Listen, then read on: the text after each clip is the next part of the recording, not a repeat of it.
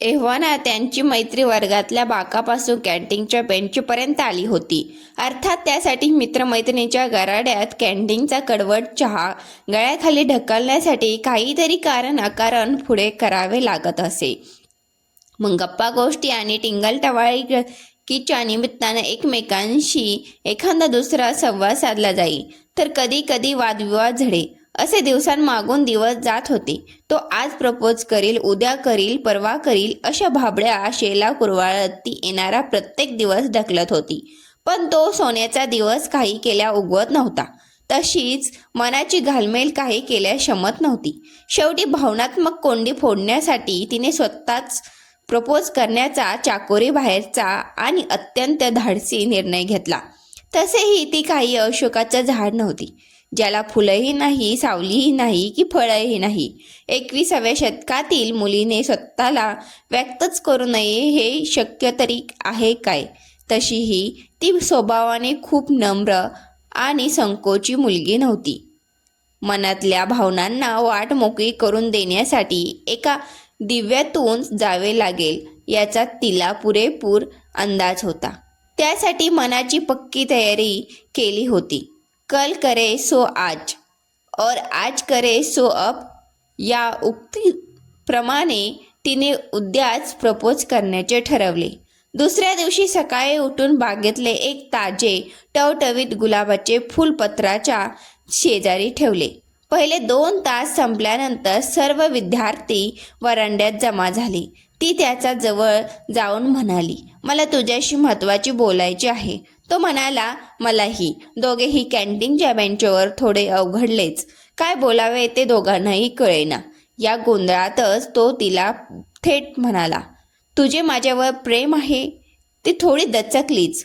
अंगावर पाल पडावी तशी ती चटकन नाही म्हणाली. असे काही घडण्याचा तिने विचारही केलेला नव्हता. थोडे सावरून तिने प्रतिप्रश्न केला, तुझे आहे काय? आता तिने नाही म्हटल्यावर माझे तुझ्यावर एकतर्फी प्रेम आहे असे म्हणणे म्हणजे निव्वळ मूर्खपणा होता. त्यात मैत्री गमावण्याची रिस्कही होती. पण त्याला नाही म्हणताच आले नाही. त्याने लिटर बीट म्हटले. तिला काहीच कळाले नाही. तिने परत विचारणा केली तर तो नजर झुकवून अपराधी भावनेने हो म्हणाला. तो पुन्हा पुटपुटला, तू विचार करून उत्तर दे ना. माझ्यासाठी थोडा वेळ घे. हुकमी पत्ता आपल्या हातात ठेवत ती ठीक आहे, उद्या सांगते म्हणाली. वही तशीच हातात घेऊन आनंदाच्या सागरात अखंड बुडालेल्या मनाने वर्गात परतली. त्यांच्याप्रमाणेच तिलाही काही तरी महत्त्वाचे सांगायचे होते याचा त्याला पुरता विचारच पडला. रात्रीची नीरव शांतता. तो आपल्या खोलीत कॉटवर पाय दुमडून गाठ विचारात बसलाय. भिंतीवरील घड्याळाच्या काट्याचा आवाज स्पष्ट ऐकू येतोय. तास सरला की ठोक्यांच्या कर्कश आवाजाने त्याची तंद्रे भगते. ती काही क्षणासाठीच. पुन्हा तो विचाराच्या दरीत लोटला जातो. आपोआप भावना व्यक्त केल्याच समाधान चेहऱ्यावर दिसतं असलं तरी ती हो म्हणेल की हा प्रश्न त्याला आज छळतोय. मुलीसुद्धा ना, एक हो किंवा नाही म्हणायला किती वेळ घेतात. दुसऱ्याची परीक्षा घेण्यात यांना फारच आवडतं. आमचा इथे जीव जातो हे त्यांना कसं कळत नाही. तो स्वतःशीच बडबडत होता. उद्या कॉलेजात गेल्यावर तिला थेट विचारावं असा मनात तो पक्का निर्धार करतो. दुसऱ्या दिवशी ती कॉलेजला येतच नाही. तो दिवसभर कॉलेजच्या पार्किंगमध्ये तिची वाट पाहत घुटमळत असतो. पण पदरी निराशाच पडते. शेवटचा तासही सरतो. आता त्याच्या धीराचा बांध फुटतो. तो तिच्या मैत्रिणीकडून तिचा मोबाईल क्रमांक घेतो. फोन फिरवतो तर नॉट रिचेबल. आता काय करावे? तो हतबल होतो पण नाउमेद होत नाही. शेवटी पडल्या चेहऱ्याने बिछाण्यात गुंडूप होतो. ती का आली नसेल? तिला राग तर आला नसेल ना? असे अनेक प्रश्न मनात रुंजी घालत असतात. तिसरा दिवस उगवतो. तो पुन्हा पार्किंगमध्ये तिची वाट पाहत उभा असतो.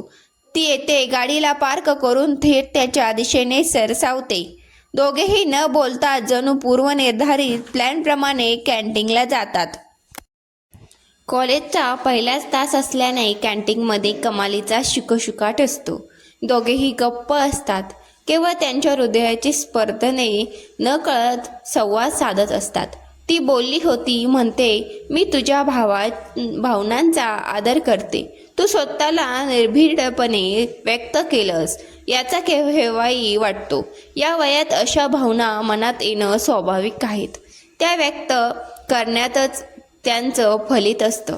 काही मुलं घुम्या स्वभावाची असतात. मुलगी कितीही आवडली तरी व्यक्तच होत नाहीत. मुलगी बिचारी वाट बघत बसते. शेवटी त्याच्या मनात माझ्याबाबत काही नसेल या निष्कर्षापर्यंत येऊन पोचते. अशात एखाद्या दुसऱ्या मुलानं प्रपोज केलं तर त्याच्या भावनांचा आदर करीत केवळ त्यांच्यासाठी हो म्हणते.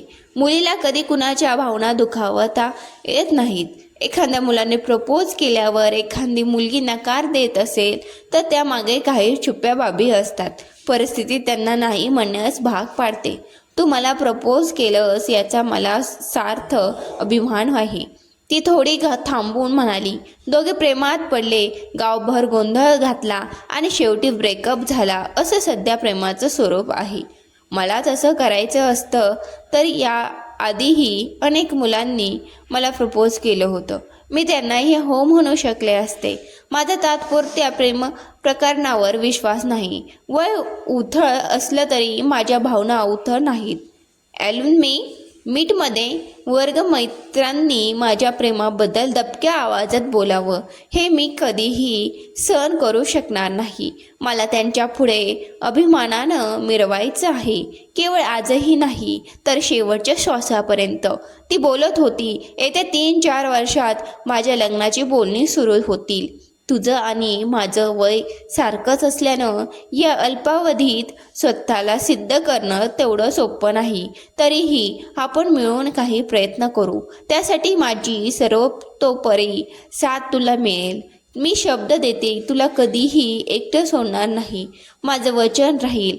मी कुठेही कमी पडणार नाही. पण त्यासाठी हवाय तुझ्या जन्मभरासाठी मला साथ देण्याचा निर्धार. तो असेल तर तू माझा स्वीकार कर. अन्यथा मला फसविल्याचं पाप तुझ्या माथी लागेल. तू विचार करून उत्तर दे. मला काही घाई नाही. तू म्हणशील तोपर्यंत वाट बघण्याची तयारी आहे माझी. मला हवंय ते केवळ तुझं आश्वासक उत्तर. नीट विचार कर माझ्यासाठी. त्याला तिचं बोलणं काही केल्या कळत नव्हतं. आता बॉल त्याच्या कोर्टात होता. मी उद्या सांगतो असं म्हणून तो विषय संपवतो. पुन्हा एकदा रात्रीची भक्कास शांतता. खोलीत फक्त भिंतीवरील घड्याळाच्या काटेची आणि त्याच्या हृदयाची हालचाल. बिछाण्यावर पाय दुमडून तो विचार करतोय. थोड्या वेळात बाहेरच्या बोचऱ्या थंडीच अस्तित्व खोलीतही जाणवायला लागतं. पाय झाकले जातील तेवढंच पांघरून घेतो. पुन्हा विचारचक्र सुरू. मनाचं ओझं मनावर घेऊन तळमळत बिछाण्यावर थोडा भोवडतो. तरीही नजर शून्यात. अंतमरणाचा वेध घेण्याच्या प्रयत्नात मनात एक अनपेक्षित ददवग सुरू. एक निर्णयही किती महत्त्वाचा असतो. तुमचं अख्खं आयुष्य पालटण्याची ताकद त्यात असते. म्हणून तो विचार करूनच घ्यावा हे समजत असलं तरी उगमत नाही. तो स्वतःशीच बोलत होता. त्याने तिला वेळ मागणं हे वरकरणी त्याला फारच अपराधीपणाचं वाटत होतं. पण पर्याय नव्हता. आयुष्यभराच्या कमिटमेंटवर सहज उत्तर देणं तितकं सोपं नव्हतं. त्यातही एकदा शब्द दिला तर त्यासाठी प्राणही गेला तरी बेहत्तर असा त्याचा मराठी बाणा. पण शब्द देताना थोडा विचार करून निर्णय घेण्याचा त्याचा लहानपणापासूनचा स्वभाव. त्याने तिच्याकडे मागितलेल्या वेळेस अंतर्मन समर्थन करीत होतं. पण अक्षम्य दीर्घायी होऊ द्यायची नव्हती. कारण प्रेमाच्या मैदानात माग राहणाऱ्याची हमखास विकेट पडते याची जाणीव होतीच. विचाराच्या अनेक फेऱ्या झाल्या पण समाधानकारक उत्तर काही केल्या सापडेना. त्यांचं एक मन म्हणालं, अरे तुझ्यावर सर्वस्व ओवाळून टाकण्याची त्या मुलीची तयारी आहे. ती तुझी आयुष्यभरासाठी साथ मागते. तिला केवळ टाइमपास करायचा असता तर केव्हाच हो म्हणून मोकळी झाली असती. पण तसं नाही. एवढी समजूतदार मुलगी तुला शोधून सापडणार नाही. या मुलीनं तुला वास्तवाचं दर्शन घडवलं. शेवटी प्रेम हे प्रेम असतं आणि तुमचं आमचं सेम असतं हेच खरं. तिला पहिल्यांदाच बरोबर मनाने साथ दिली. नुकत्याच आलेल्या एका इंग्रजी चित्रपटात दाखविलं आहे ना, परग्रहावरील प्राणी त्यांच्या वेणीसारख्या संवेदकाच्या माध्यमातून एकमेकांच्या संवेदना जाणून घेतात. आपल्याला देवाने सिक्स्थ सेन्स दिलाय. एखाद्याचे डोळे, चेहरा, स्वभाव आणि वागणूक बघून आपण आपलं मत बनवतो. याला दुसऱ्याच्या संवेदना, भावना जाणून घेणं म्हणतात. ती भावूक होऊन बोलत असताना प्रेमाचा साक्षात्कार होत होता आणि त्या प्रेमाच्या परतफेडीची निरागस आशा तिच्या बोलक्या डोळ्यामध्ये स्पष्ट दिसत होती. डोळ्यामध्ये जमलेल्या आसवावरून ती तुझ्या बाबत किती हळवी आहे याचा पुरेपूर अंदाज येत होता. यालाच कदाचित दोघांची लिंक लागणं म्हणत असावं. तसंही तू तिला बघितलं आणि मी तुला क्लिक झाली. We made for each other अशी मनाने साथ दिली. ती तुझी वाट बघते. जा, पळत जा तिच्यापाशी. तर दुसरं मन म्हणत होतं, अरे आई वडिलांच्या स्वप्नांचा जराही विचार न करता एखाद्याला आयुष्यभराचं कमिटमेंट देणं खरंच योग्य आहे. आणि तू दिलेला शब्द पाळू शकला नाहीस तर? प्रेमात रममान होण्यासाठी तिने तुझ्यात उर्मी जागवली, पण चाकोरी बाहेरचा विचार करणं फारच कठीण आहे. तिच्या निस्वार्थ आणि निर्मळ मनाला दुखवण्याचा दुस्साहसही तुझ्याकडून होणार नाही हे खरं. पण जोखीम घेण्यासही मन धजावत नाही. तिच्या बोलण्यात पोरकटपणा नव्हता. तर एका समजूतदार मुलीने कोणताही आडपडदा न ठेवता परखडपणे आपलं मत मांडलं होतं. त्यामुळे तुझी भीती अनाठायी व अप्रस्तुत आहे. मात्र विचार करून निर्णय घे आणि एकदा विचार पक्का झाल्यावर त्यावर ठाम राहा. बऱ्याच विचाराती त्याने आपली मान होकारार्थी या अर्थाने हलवली आणि निर्णय घेतला. एकदम पक्का आणि झोपेच्या आहारी गेला. दुसऱ्या दिवशी टवटवीत लाल गुलाबाचं फूल आणि तळ हाताच्या आकाराची कॅडबरी घेऊन तो कॉलेजला गेला. त्याच्या चेहऱ्यावरील भाव तिने क्षणात टिपले आणि ती कमालीची लाजली. तिच्या गालावरची गोड कळी आणखीनच खुलली. त्याने दिलेल्या गुलाबाच्या फुलाचा तिनं सुहास्य वंदनानं स्वीकार केला. कॅडबरी जणी हिसकूनच घेतली. तो श्वास रोखून बघत होता. एक शब्दही न बोलता तिने एक चिठ्ठी दिली. त्यात गुलाबाचं कोमजलेलं फूल होतं. त्याच्या चेहऱ्यावर प्रश्नातीत भाव उमटला. त्याने तिच्याकडे मान वळवली तेव्हा ती म्हणाली, मी 4 दिवसा आधीच चिठ्ठी लिहिली होती. तुझी थोडी परीक्षा घेतली. सॉरी, माफ कर. पुन्हा असं करणार नाही. तो चिठ्ठी उघडून पाहतो तर त्यात लिहिलं होतं, चांदनी मी तुझी, चांद साक्षी नभी. स्वामी हृदया मी तुझी रे सखी. नाव रे तुझे कोरले हृदयी. उच्चार स्मरे प्रत्येक स्पदनी. त्याने निर्णय घेतला, अगदी ठाम. तोही माझ्यासाठी, माझ्या हळव्या भावनांना प्रतिसाद देण्यासाठी.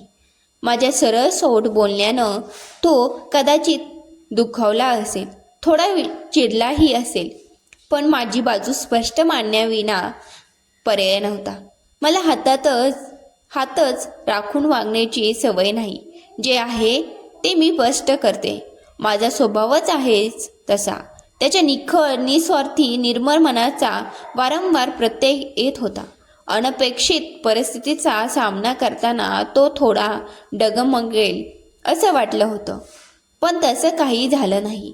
त्याने स्वतःला केवळ व्यक्तच केलं नाही तर एक जबाबदारी स्वीकारली, अगदी मनमोकळेपणाने. मला असाच मुलगा हवा होता. विचार करून निर्णय घेणारा, दृढनिश्चयी. तसंही if end is noble then why to worry about means. शेवट दोघांच्या मनासारखं झालं यातच मोठं समाधान आहे, ती स्वतःशीच बोलत होती. कथा आवडली असल्यास मराठी कथासंग्रह या चॅनेलला सबस्क्राईब करा, लाईक करा, शेअर करा. कथा वाचल्याबद्दल ऐकल्याबद्दल मनापासून धन्यवाद.